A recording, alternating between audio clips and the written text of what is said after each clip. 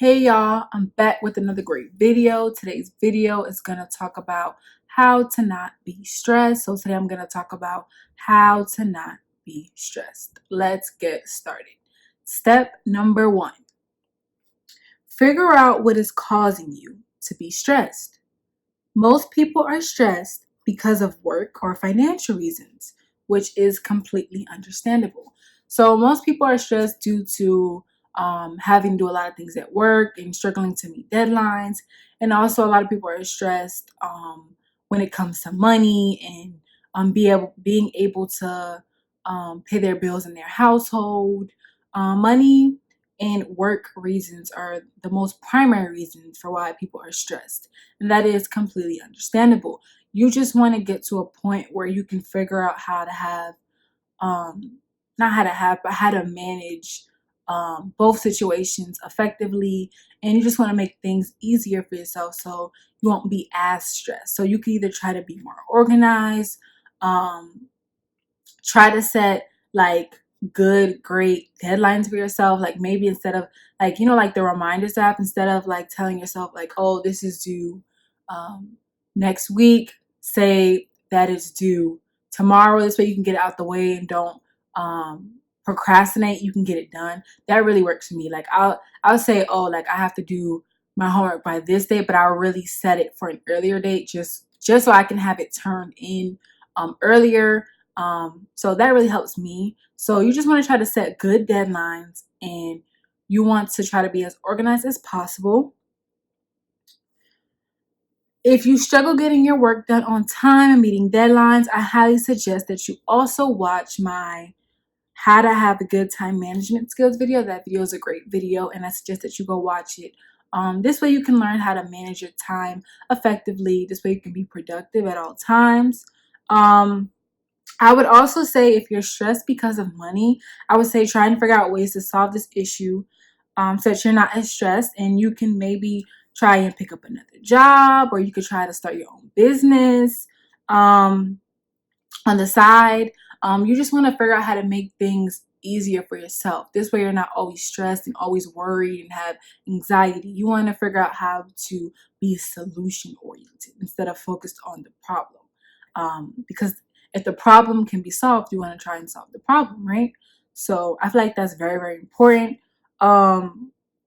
Step number 2, change the way you think about the word stress. You want to change the way you think about the word stressed.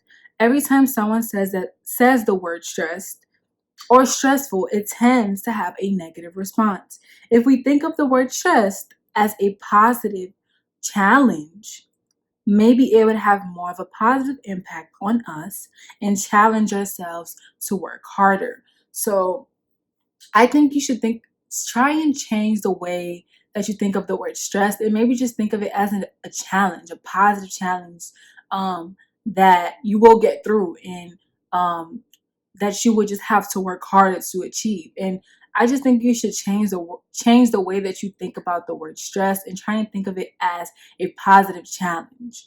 Don't think about the word stress in a bad way. Instead, figure out a way to make things easier for yourself. Being organized and setting small goals for yourself, and then big goals can help you be less stressed. So I say also set small goals for yourself, and then set big goals for yourself, because once you achieve the small goals, you'll be even more confident to achieve your bigger goals. But you have to take one step at a time. So you have to start off small before you go big. So I think that setting small goals and big goals will really help you be more organized and give you some sense of direction. This way you are less stressed. Step number 3, create healthy habits for yourself. Everything starts with the mind and your body first. So you want to make sure that you're in a good mental place and that you're taking care of your body. Taking care of your body and being in a good mental space is very important when it comes to being productive. So you just want to make sure that you're setting a workout routine for yourself, that you're taking care of your body, that you're eating right, because those can really have a major effect on your mental place and how productive you are. When you work out, you have more energy. and you don't feel as stressed. So you just want to make sure that you're taking care of your mind and your body. You focus on the positive, not the negative, and you just want to make sure that you have good, healthy habits, healthy routines, and that you're in a good mental space. Like I said, make sure that you have healthy eating habits, create a consistent workout routine for yourself. This could be 2 times a week, or you can go work out at the gym, or you can go for a run outside after or before work. You just want to make sure that you're getting some form of exercise. That is very, very important. I can't stress that enough. Exercise really does help you with your mental space, like the way you think, and just your body in general. Like, you have way more energy when you work out. Like, I always talk about working out because I work out a lot, at least 4 to 5 times a week. So I know a lot about like working out. Working out really does help with your mental space, and it gives you a lot more energy. So I suggest, if you're stressed, try to incorporate working out in your routine schedule. Step number 4, don't contain beverages that have a lot of caffeine.